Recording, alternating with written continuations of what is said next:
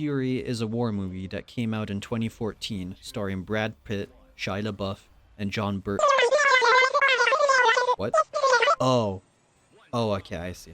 Furiosa, a Mad Max saga, is a movie that came out 9 years after the previous movie. Supposedly, George Miller wanted to do this movie immediately after Fury Road, but it got caught in development hell. Seeing promotional for this movie, not being so excited for Chris Hemsworth, also kind of being annoyed that Anya Taylor-Joy is being like kind of forced everywhere, kind of like Timothy. I wasn't really excited, neither was my girlfriend, but after hearing praise for this movie by other people, and then especially thinking of how I wish I could have seen Mad Max Fury Road cinematography, those awesome directorial images, those shots on IMAX, I thought, you know what, screw it. I'll go watch it. And I gotta say, not bad, actually. I did not expect it. Like, this feels very much like Mad Max, and I'll talk about that later. The entire atmosphere is kind of giving the Mad Max vibe that was like definitively set in Fury Road, if you ask me. This movie, kind of like the difference between Rogue One and Solo versus the rest of the Star Wars franchise, or like the Skywalker saga, they call it, I think, right? Kind of has a sort of less epicness, if I were to say. The movie is still good. The shots are good. The action is good. The car action, the BDSM biker and like big rig action you would expect from Mad Max is there. The orangeness and the yellowness of the desert and like this outback Australian kind of vibe you have, the heat scoring, crazy marauders or whatever, is there. However, it's just slightly lesser. It isn't as good, but it is still there. It is a Mad Max saga, of course. A quickie on the plot. Furiosa is in a haven in the middle of the desert, like an oasis with like a bunch of oasis people. And I think I understand what that is now, but I'll talk about that later. There are some like rogue bikers over there, and then she gets caught with her sister. She gets her sister to run away, and she gets caught. And then her mother and a friend go to chase her down, catch her back. And her mother is a straight G. She's like a straight trooper. And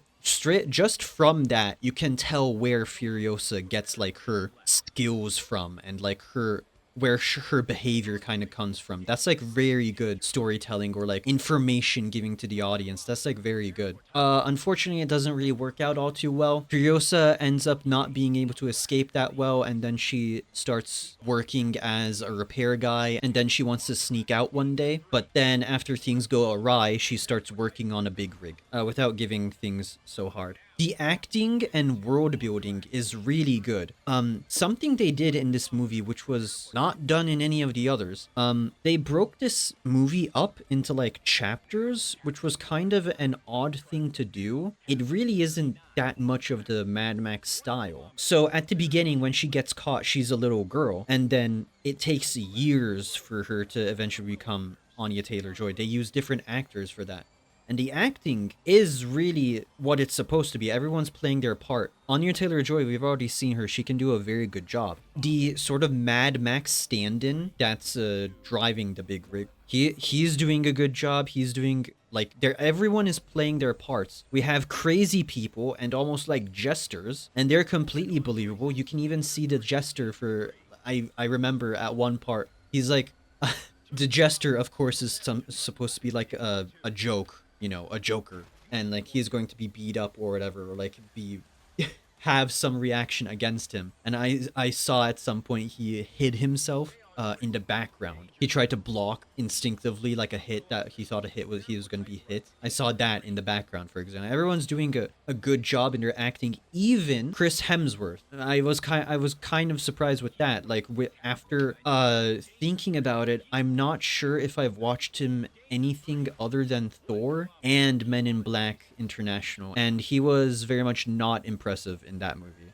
So it was surprising to me seeing him as something else other than Thor and doing a good job playing the part. Oh yeah, also something I want to mention. I am very glad that after being released from the clutches of Disney and what the company wants and like the gym fitness regimen they have them have all of the actors conscripted to. I've noticed, of course, like he's changed in like every movie, but I noticed in this movie, I don't think he's as buff as he was as Thor. And I'm actually happy for him. I'm genuinely happy for him. On two parts, I'm happy for him because it is fucking hell to be like that, have that kind of body. And also too, I'm very glad that he's not pushing that. No one in the while making this movie was pushing such a body type onto anyone. Of course, Chris Hemsworth was like some BDSM biker with like pierced nipple chains. And I don't know so many people who would be interested in that, but you can't doubt that he has a good body. Even though it's not as forced and like obviously drugged up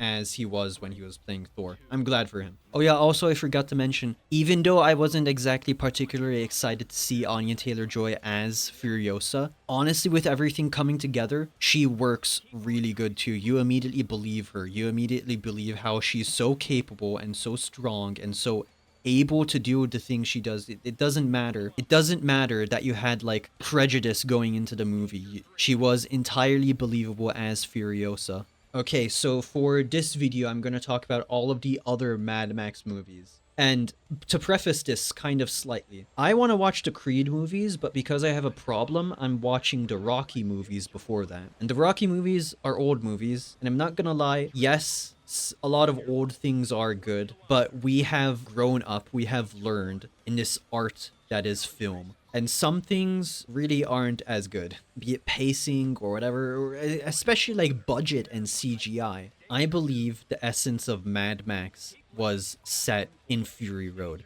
So you can imagine how jarring or weird or like not right feeling it is when you start watching Mad Max and it's not pseudo post-apocalyptic wasteland. It's just a highway in Australia and there are policemen, and if I see a normal camera lens, if I see even the hint of the color blue and I see an actual town and other people who do not look insane, that is not Mad Max. You can't see me right now, but I have become Italian. My hands are doing that motion. That is not Mad Max. Same for the second movie. The second movie kind of like, since the story is kind of continuing, progressing, things have kind of changed and like kind of moved away from like modernity, I guess. So it's kind of improved there, but still it's not what you come to expect from Mad Max. Now Mad Max 3 is actually what Mad Max would be known about. Immediately Mad Max is, and I'm saying his name way too much right now, immediately Mad Max is like on the road fighting some people and like scavenging for himself, and then we see like a desert town or whatever, and I think we at the end of the movie we saw the oasis that I mentioned in Furiosa.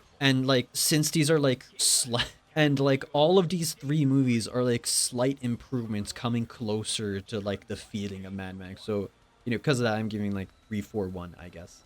And they're like not that entertaining. This is not what I'm expecting. And like since budget isn't the same and since CGI isn't the same, it's not all that entertaining. So respectively, I'm giving 3, 4, and 1.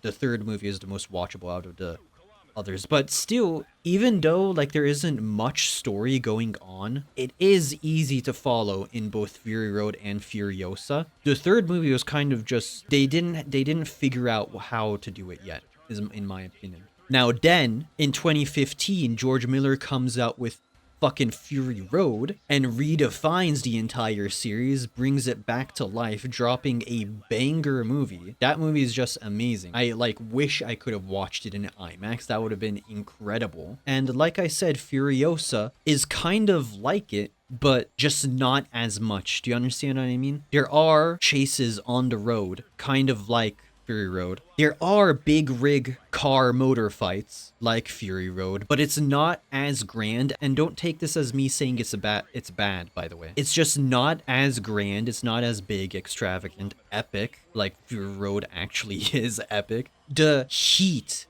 the orangeness of Fury Road is kind of there, but it's just not as much. And I want to say Mad Max Fury Road, unironically, that has an amazing soundtrack. Like, ever since I first watched it, I have had that soundtrack on my phone, and I like legitimately listen to it sometimes. And I'm kind of disappointed that for Furiosa, they didn't make a whole new thing. It was just kind of reused music from Fury Road. That was slightly disappointing for me. Yeah, I think that's about all that I want to say. So yeah, Fury Road I would give an 8, and then Furiosa I am giving a 7 out of 10. So there's our list now. Letterboxd is still going strong, and I think that's about it. Like and subscribe, and I'll see you guys next time. Goodbye, everyone.